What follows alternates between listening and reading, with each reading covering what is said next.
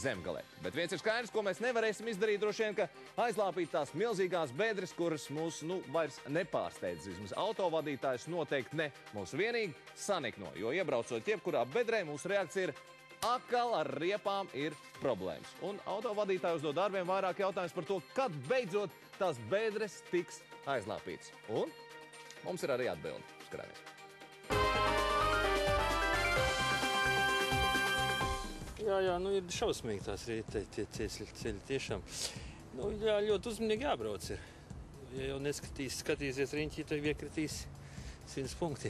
Tagad uz Vasarnīcu braukāju uz Cernikavu regulāri, tur viss ceļš jaunais izdauzīts pa ziemu. Tagad pēc ziemas ir slikti? Nē, viss jau nevar salabot, tas arī jāsaprot. Un taisnība vien būs, jo ar bedrēm uz ceļa ir tāpat kā ar caurām zeķēm. Ja vienu caurumu salāpīs, pēc kāda laika parādīsies nākamais. Viņš, protams, veidojās no jauna, jo ceļa stāvoklis un segums ir vecs, cik viņš ir Latvijā, kurā vietā ir.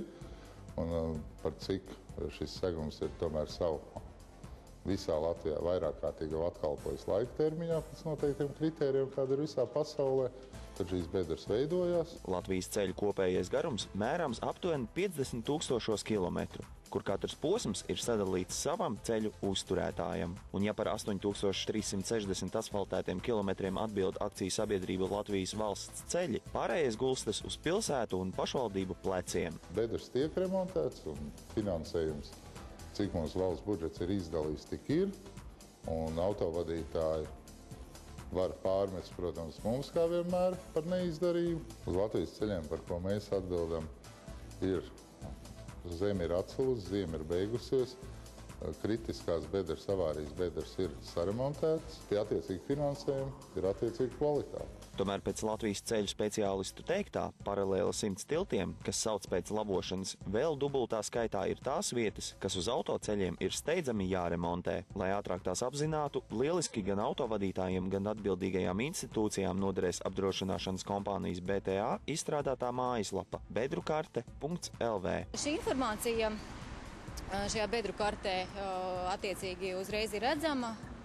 Var apskatīties jebkurš gan šīs fotogrāfijas, gan īsto komentāru un aprakstu par bedri un gūt priekšstatu par Latvijas ceļu situāciju kopumā. Tāpat kā informāciju par ceļu stāvokli un bedrēm var aplūkot, lai izvairītos no liekām raizēm un galvas sāpēm, braucot pa Latvijas autoceļiem. Tāpat arī var padalīties ar savu pieredzi. Informāciju var iesūtīt ļoti ērtā veidā, mūsdienu tehnoloģijām atbilstoši. Cilvēks var ievietot gan informāciju pats kartē, atzīmējot gan vietu, kur atrodas bedre, konkrētu adresi, gan arī nosūtot un ievietojot fotogrāfijas pat vairākas. Mēs viennozīmīgi aicinām cilvēkus ne tikai informēt par bedrēm, bet pēc tam arī uzlimties zināmu rūpi par šo iesūtīto bedri un informēt par to, ka šī bedra arī tiek salabota. Šādā veidā parūpēsimies ne tikai par savu līdzbraucēju auto un viņu drošību, bet arī uzlabosim ceļu kvalitāti kopumā. Zane Mausavī, Jānis Goldbergs, Renārs Muskars, Tautas balss. Jā, skatītāji, un turpinājumā mēs varētu pievērsties Vislatvijas bedru kartei, kuru mēs veidojam kopā ar apdrošināšanas kompāniju BTA. Un mēs gribam ļoti parādīt jums ļoti aktuāls jaunas bedres. Šodien tās ir Vidzemes novada ceļa posmā, kas ved cauri Jaunpiebalgu. Un rekur šie te sarkanie punkti, tās ir tieši bedres un arī fotogrāfijas. Tā izskatās ceļa posms P33 ar numurzīmi. Nepilnu kilometru pirms zīmes Jaunpiebalga ir izskalota liela bedra asfaltā, kurā ar dienu paliek lielāka un dziļāka. Tā mums raksta vērotājs. Savukārt mums ir vēl viena bedre.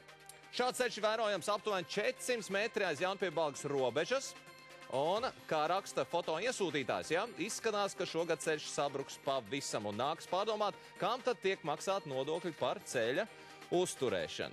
Tāda lūk izskatās mūsu Latvijas ceļu, un tā vien ceram, ka beidzot tās bedrītes tiks vismaz aizlāpītas, ka varētu trusciņi ātrāk pārvietoties ar automobīlu. Bet skatītāji, ja arī jūs redzat kādu bedri, par kuru nerunājam mēs, droši apmeklējiet mājaslapu www.bedrukarte.lv, un arī tur jūs atradīsiet visu, kā tehnoloģiski ievietot šīs te jaunās fotogrāfijas, un automātiski piedaloties izlozē. Un iknedēļas izlozes kompānijas BTA kasko apdrošināšanas polises izloze, un akcijas laimīgais savā īpašumā saņems ko īpaši pilnu servisu kasko polisi ar apdrošinājumu summu līdz pat, kā man te rakstīts, 20 000 latu.